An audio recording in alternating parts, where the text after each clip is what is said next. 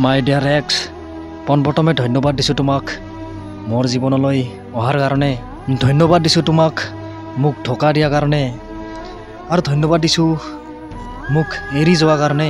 মাই dear x, তুমি যদি মোৰ জীৱনলৈ নাহিলা হয় ন, হয়তো মোৰ জীৱনত কেতিয়াও প্ৰেম কাহিনী নহ'ল হয়।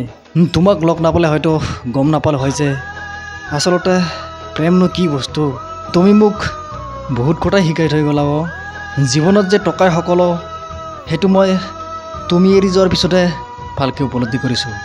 শিকাই থৈ গ'লা তুমি জীৱনত ছাকচেছ নোহোৱাকৈ কাকো ভাল পাব যাব নালাগে, কাকো কেতিয়াও ইমান সহজে বিশ্বাসো কৰিব নালাগে। শিকাই থৈ গ'লা তুমি জীৱনত কোনো আপোন নাথাকে টকা নাথাকিলে। শিকাই থৈ গ'লা তুমি টকা পইচা নহ'লে মৰম ভাল পোৱাৰ সম্পৰ্কবোৰ বেছিদিন জীয়াই নাথাকে। তুমি এৰি যোৱাৰ পিছত জীৱনত মই বহু কথাই শিকিলোঁ যে মা দেউতাৰ বাহিৰে এই পৃথিৱীত কোনো আপোন নাই।